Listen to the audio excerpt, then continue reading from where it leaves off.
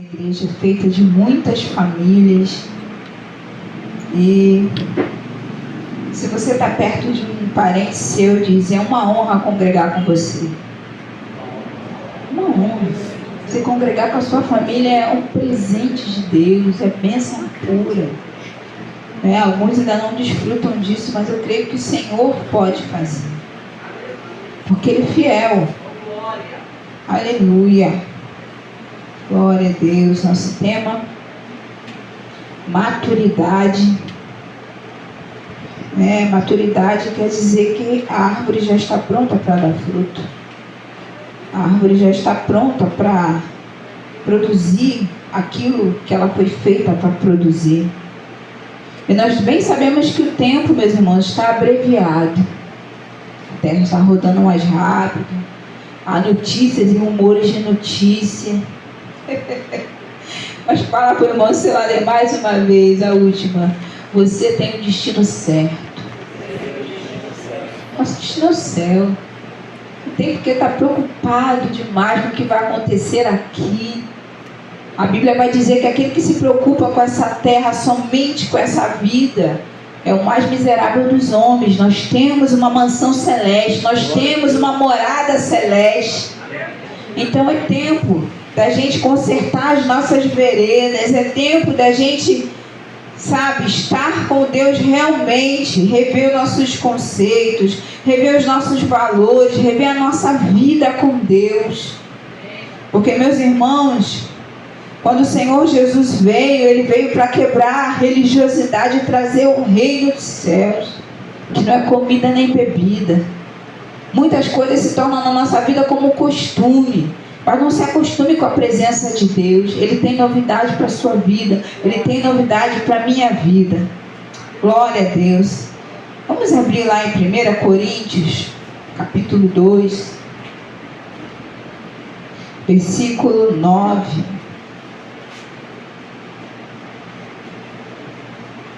Essa noite de Santa Comunhão, uma noite muito especial para nós. O tema da nossa mensagem é: Deus é o controle. Algo que está pode não estar, mas quem é sempre será. O Senhor é o controle. Aleluia. 1 Coríntios, capítulo 2, versículo 9. Todos acharam? Amém? Diz assim: mas como está escrito, as coisas que o olho não viu e o ouvido não ouviu, nem subiram ao coração do homem, são as que Deus preparou para os que o amam. Aleluia. Pai querido, essa aqui é a tua palavra, Senhor. Pai, tão rica, Senhor, tão consoladora para esses dias, ó Pai. Senhor, mas eis aqui também o nosso coração, Senhor. Vem, Senhor Jesus, com a tua graça e com a tua glória, Pai.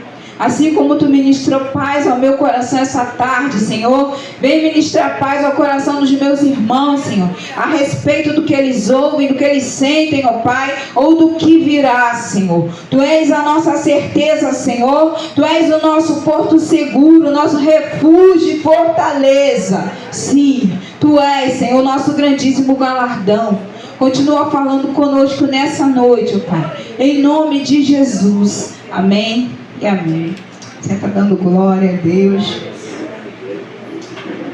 Aleluia. Deus já tem tudo preparado, meus irmãos. A gente leu aqui que as coisas que o olho não viu, o ouvido não ouviu, não subiu ao coração do homem, são que Deus preparou para os que o amam. Deus, Ele está no controle das situações. Mas o que acontece conosco, não é? É que muitas das vezes nós queremos tomar o controle da mão de Deus. Meus irmãos, Deus, Ele não age com pressa. Nosso Deus, Ele tem o tempo certo, determinado para Ele. Hoje eu postei no Facebook que Deus não tem plano A nem plano B. Ele tem o plano dele, Ele vai fazer cumprir a vontade dele, porque Ele é soberano. Mas a gente quer pegar da mão de Deus: Jesus está demorando, me dá aqui que eu vou agilizar alguma coisa. Não tenha pressa. Entrega na mão de Deus aquilo que você está precisando que se resolva rápido. Meus irmãos, se tem alguém que contempla o meu e o teu desespero, é o Senhor. É o Senhor. A Bíblia vai dizer que Ele é refúgio e fortaleza, socorro bem presente na hora da tribulação.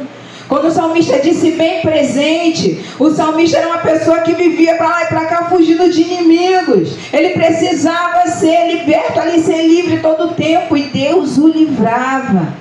Então, por que eu e você estamos duvidando às vezes que o Senhor pode nos livrar? No livro de Isaías 64, versículo 4, diz assim: porque desde a antiguidade não se ouviu, nem com os ouvidos se percebeu, nem com os olhos se viu um Deus além de ti, que trabalhe por aqueles que nele esperam. Deus trabalha, meus irmãos. Nosso Deus não é um Deus como a gente vê nos filmes de Hércules, Perseu, todos os Zeus aí que o pessoal fez, né? Que fica lá olhando o ser humano e tratando como marionete. Não, o nosso Deus trabalha por nós. Ele trabalha por aqueles que nele esperam. Mas veja bem, a Bíblia não nos engana, é preciso esperar no Senhor. Você, quando entrega um projeto na mão do engenheiro, você não fica ali colocando tijolo na frente dele, atrapalhando o mestre de obra, o pedreiro dele, não. Você vai confiar que ele vai concluir aquele projeto para você do jeito que está na planta. E assim é a nossa vida. Deus já tem tudo traçado, Deus já tem tudo desenhado, mas a gente precisa confiar que Ele pode e vai fazer o melhor por nós. Ele vai fazer. No versículo 5 diz assim: saíste ao encontro daquele que se alegrava, praticava a justiça daqueles que lembram de ti, nos teus caminhos, eis que tiraste, porque pecamos nele a eternidade, para que sejamos salvos. O Senhor sai ao nosso encontro. Sabe, muitas das vezes a gente se sente sozinho nas nossas dificuldades, a gente se sente sozinho nos nossos problemas, mas olha para Deus, olha para aquela cruz. O Senhor Jesus, ele se sentiu sozinho quando veio todo o pecado do mundo, e Deus virou o rosto não para Jesus, mas para o nosso pecado que estava sobre ele. Tanto que ele disse: Deus meu, por que me desamparaste? Mas ele estava num propósito. Sabe, Deus precisa confiar em mim e você. Nós precisamos ser servos confiáveis, que o Senhor vai designar um propósito, vai nos dar um conselho, vai nos dar uma missão. Ele precisa confiar que nós vamos cumprir aquilo que Ele pediu para a gente cumprir. Meus irmãos, veja bem, o Senhor trabalha por aqueles que nele esperam, mas a Bíblia também vai dizer que nós somos cooperadores da obra do Senhor. É para eu e você fazermos também. Não dá para a gente entregar tudo na mão do Senhor e fazer como o gênio da lâmpada. Eu quero isso, eu quero aquilo, e nossos desejos serem todos completos. Não dá. O Senhor precisa trabalhar em nós para que Ele venha nos abençoar. Sabe, a gente pode tirar lições de várias coisas que a gente vê. O mal das pessoas é que elas não assistem às programações com inteligência. Tudo que você vê e ouve, seja no púlpito, seja na internet, seja na televisão, veja e ouça com inteligência. Procure saber aquilo que aquela mensagem vai te trazer. Sabe? E tinha um filme que era o Todo-Poderoso. E ele deu sim para todo mundo. A terra entrou em colapso. A lua veio para a terra, e enchentes e coisas terríveis aconteceram. Tem hora que eu e você não sabemos o que estamos falando nem pedindo. Queridos, um exemplo disso na Bíblia é quando João vai falar com Jesus: Senhor, vamos orar para que queime os samaritanos, já que eles não nos receberam, já que eles não nos ajudaram. Jesus não estava ali para queimar ninguém, estava ali para salvar o povo. Então tem hora que a gente quer: Senhor, acaba com isso, taca fogo em todo mundo. Ei, pera lá. O Senhor tem um propósito. Nada acontece fora do propósito do Senhor. A gente vai ver ali no livro de Atos, quando Paulo e Silas estavam no ministério, eles estavam cumprindo o ministério, meus irmãos. Eles não estavam à toa, eles estavam trabalhando para o Senhor. E eu creio que aqui tem muitos trabalhadores do Senhor. Você trabalha para o Senhor na sua casa, no seu emprego, na sua família. Você é o agente de Deus onde você estiver. E eles estavam trabalhando para o Senhor e ali libertaram aquela jovem. Eles foram presos.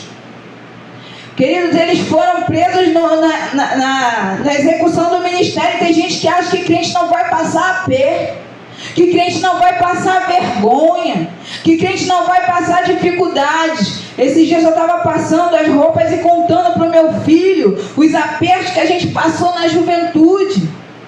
De quando nós estávamos com um congresso para fazer e os músicos foram embora, a coreografia foi embora e ficamos só 4 pessoas para fazer um congresso cheio de convidados.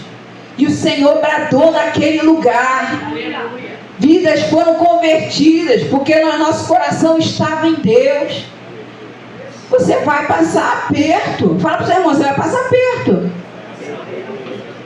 Mas você também vai ter honra. Fala para ele. Não é só aperto não, meus irmãos. E Paulo e Silas foram presos na execução do ministério.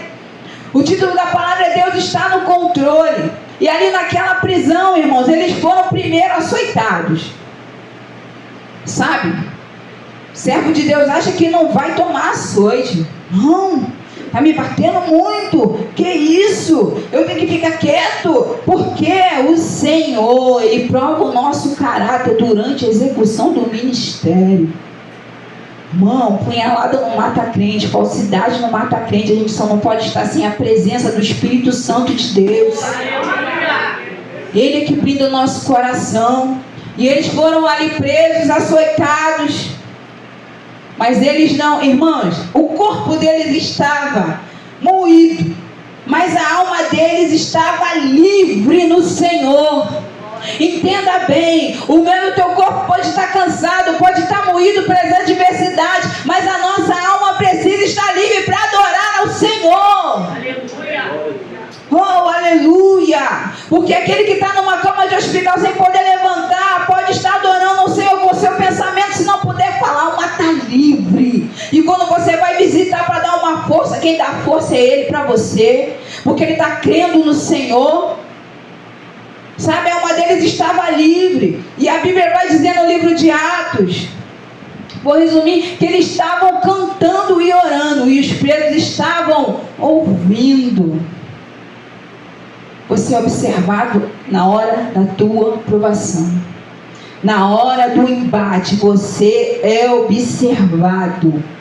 Você não é observado quando você está, como jovem, diz de boas, não. Você é observado quando a corda está apertando, quando a porca está torcendo ali e você está, Jesus, o que é isso? É essa hora que estão te observando. E eles estavam louvando e orando.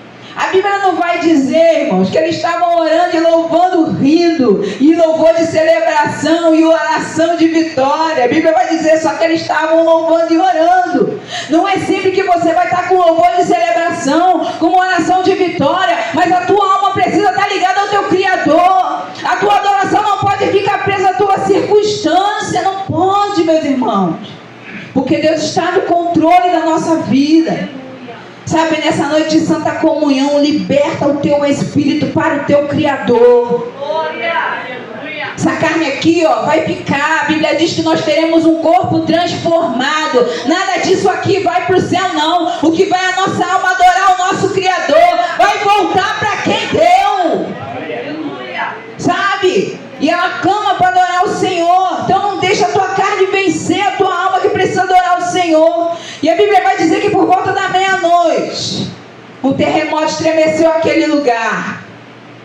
Eu nunca passei por terremoto, mas a gente vê nos noticiários aí que cai tudo. Se você não estiver abrigado, você morre dos destroços. É terrível.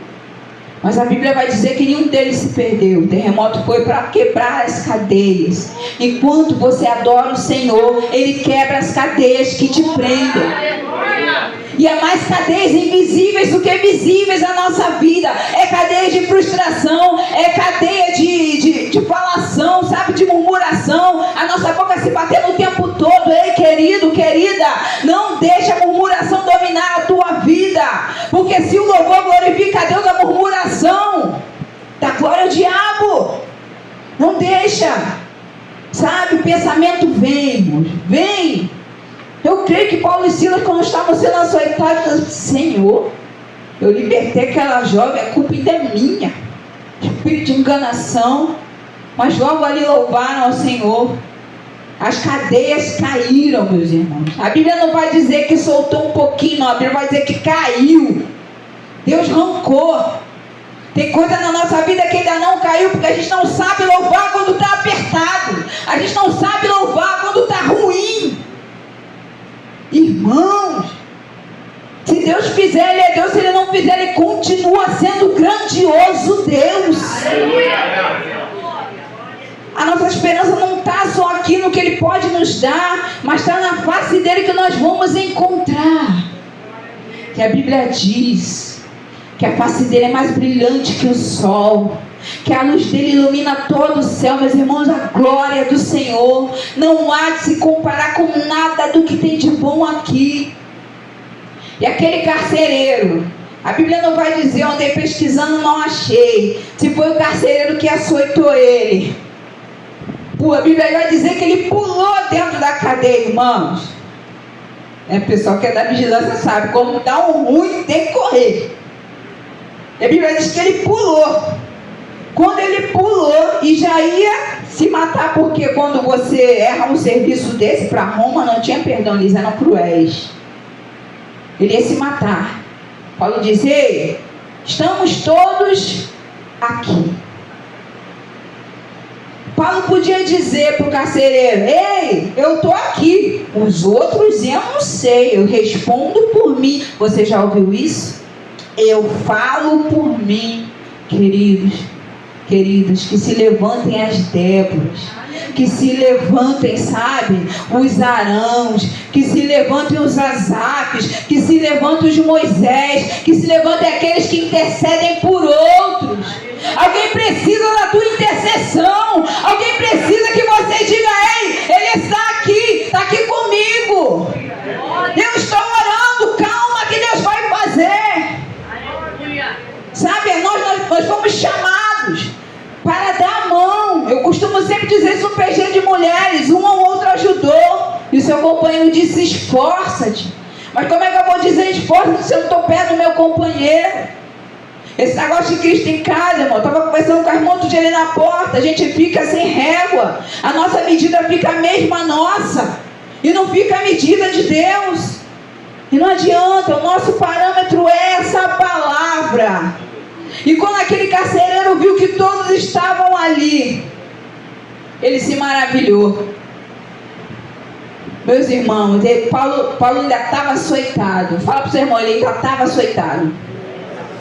Ele estava ferido ainda.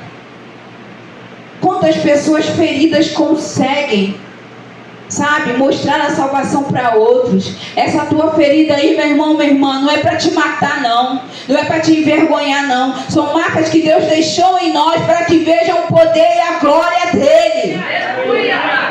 Sabe, as marcas nos dão autoridade diante das circunstâncias. E o carcereiro viu como um cara ferido desse vai falar: como eu posso me salvar? E ele diz: crê no Senhor Jesus e ser salvo tu e a tua casa. Depois você vai ler lá. Alguns vão dizer, né, que essa salvação era só a salvação espiritual. Mas como eu disse aqui no início, se ele fosse pego e todo mundo tivesse ido embora, ele ia morrer. E a casa dele ia ser assassinada também, porque Roma não era fácil. Então a salvação dele não foi só espiritual, foi salvação física. Deus está vendo que você precisa no físico. Deus está vendo que você precisa no material. Deus está vendo que você precisa no espiritual. Ele é um Deus completo. Ele é um Deus completo, meu irmão. Mas sabe o que acontece com a gente? Pedis e não recebeis porque pedis mal. A gente pede mal. O carcereiro pediu exatamente o que ele precisava: livrar o pescoço dele e ser salvo. E a Bíblia vai dizer que Paulo foi à casa do carcereiro, pregou para a família do carcereiro, eles se converteram. Aí veio os magistrados, sabe? Quando você for injustiçado, calma que Deus vai fazer justiça por você. Fala para o seu irmão, calma que Deus vai fazer justiça. Calma. Calma. Deus é Deus de justiça. Ele foi injustiçado. Ele estava preso, pregou para aquela família daquele carcereiro.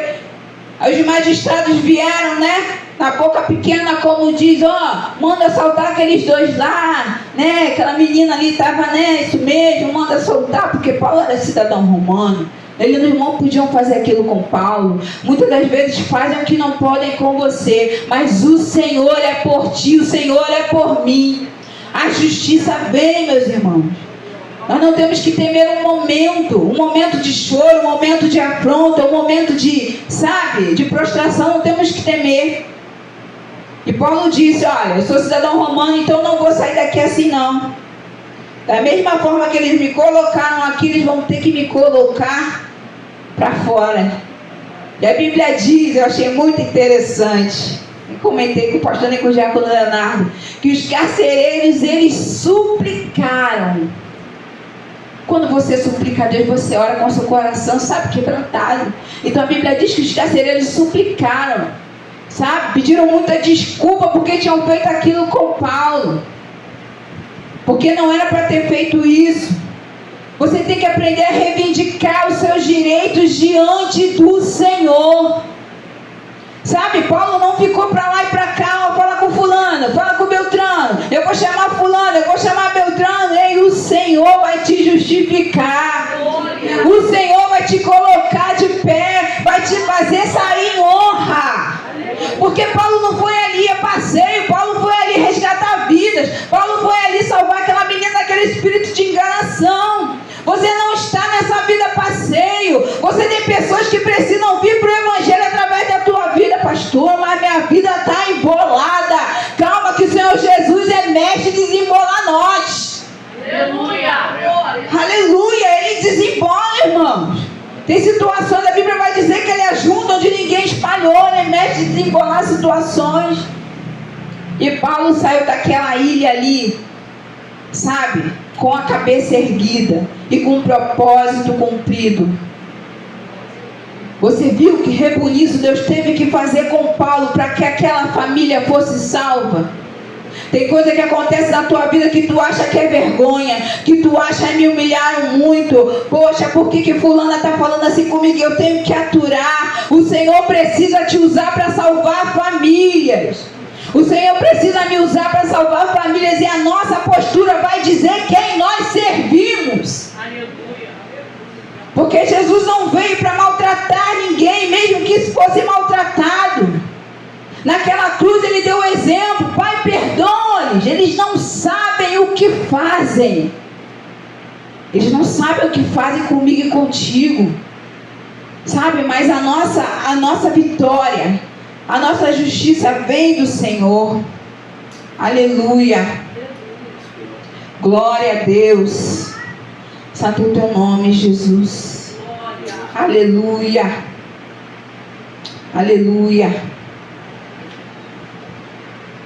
Aleluia. No versículo 10 do capítulo 2 de 1 Coríntios. Já estou terminando.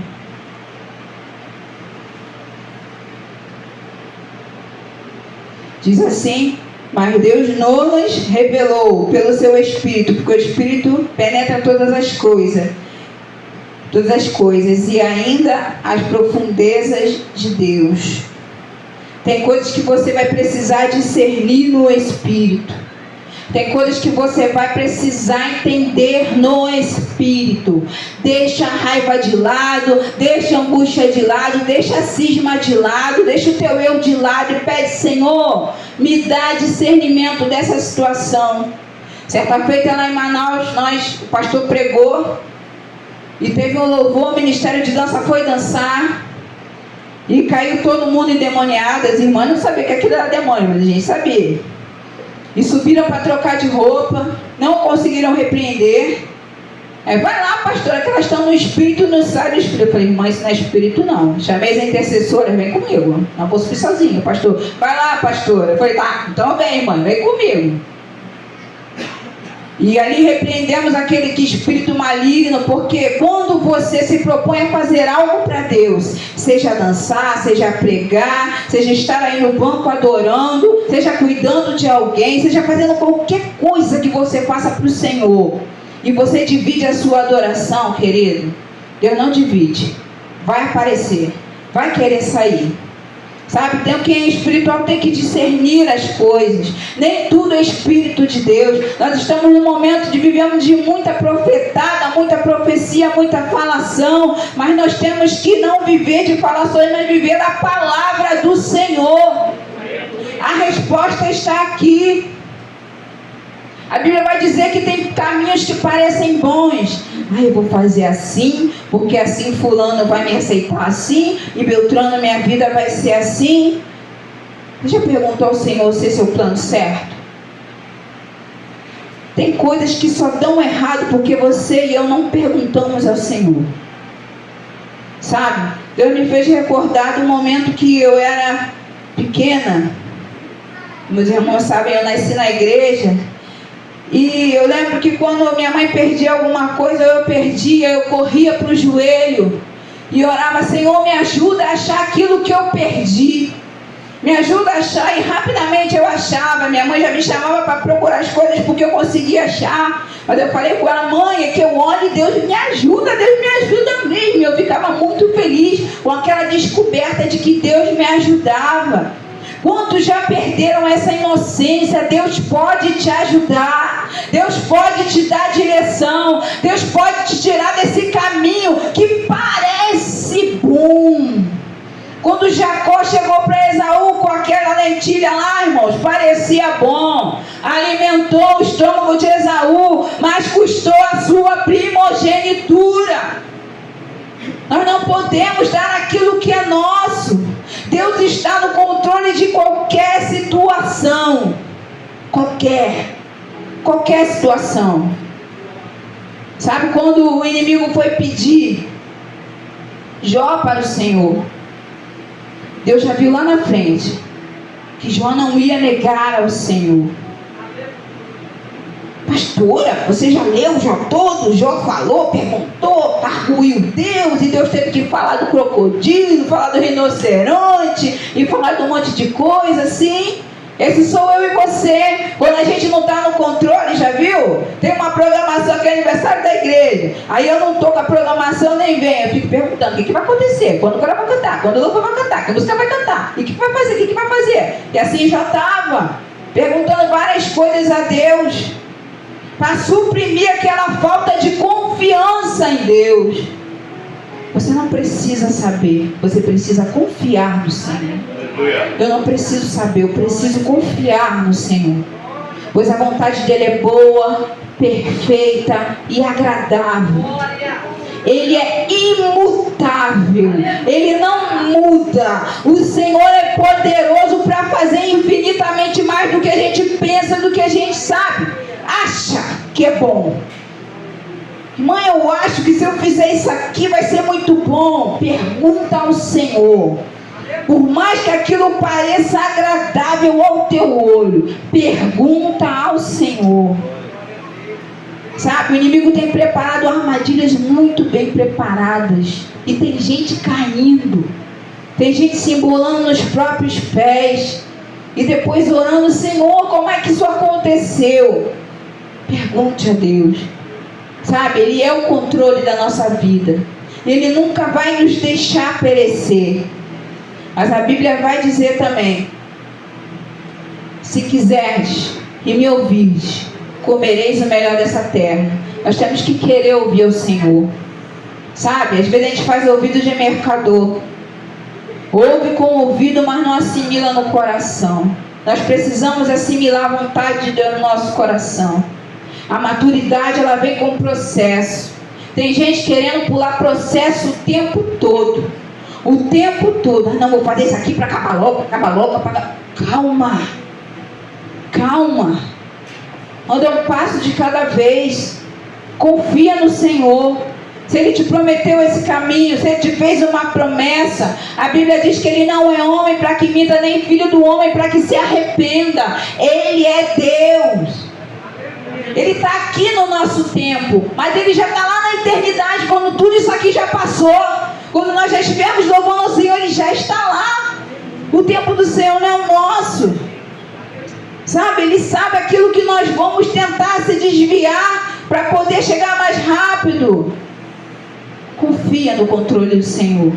Por mais que pareça arbitrário, por mais que pareça escuro, o Senhor é a nossa luz e a nossa salvação. O livro de Salmo vai dizer: a quem temeremos? Sabe, quem tem a luz do Senhor não precisa de gambiarra, não precisa de jeitinho, não precisa de luzinha. Não, quem tem a luz do Senhor confia que Ele vai iluminar o caminho. Antes da gente ir para Manaus, no dia da ordenação dele, naquela escuridão, o Senhor me mostrava a gente caminhando, sabe, por um caminho cheio de brasa. Sabe, nossa, quando eu vi aquilo, eu falei: Senhor, o que será que vai acontecer? Me fala, Jesus. Pergunta aí, Deus te falou? Não, Deus não me falou não. Deus me mostrou que eu ia caminhar com a minha família e que eu ia permanecer com a minha família e que o negócio não ia ser fácil, mas Ele não me mostrou o que ia acontecer. Deus não te fala que é para você não correr antes do tempo, para você poder confiar mais um pouco. A maturidade, irmão, é a gente aprender passo a passo. Ninguém ensina uma criança a ler de uma hora para outra. Primeiro vê o alfabeto, depois o abecedário, depois as palavras e os textos. Tem coisa que eu e você precisamos aprender devagar, para que a gente não se esqueça que Ele é o Deus que está no controle. Ele vai fazer o melhor por mim e por você. Amém?